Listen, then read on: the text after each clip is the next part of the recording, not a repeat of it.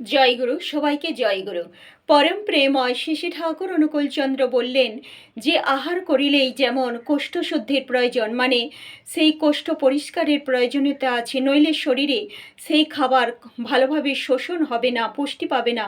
ঠিক একইভাবে শরীরকে আহার পুষ্টি দেওয়ার জন্য, আহার গ্রহণ করার জন্য পরিশ্রমের বিকল্প নেই। শেষে ঠাকুর বললেন এই পরিশ্রম যতক্ষণ না সেদোদ্গম হয়, অর্থাৎ যতক্ষণ না ঘাম ঝরছে শরীর থেকে, ততক্ষণ এটা স্বাস্থ্যের পক্ষে অমূল্য, অমৃততুল্য। সত্যিই তাই, এইটা শরীর বিধানকে সুস্থ রাখে, ভালো রাখে। আর এই রকম করে আমরা যদি শরীরের সেই ওই ঘামের মাধ্যমে, ত্বকের সেই রোমকূপের মাধ্যমে যে ঘাম বেরিয়ে যায়, সেটা কিন্তু শরীরকে সুস্থ রাখে।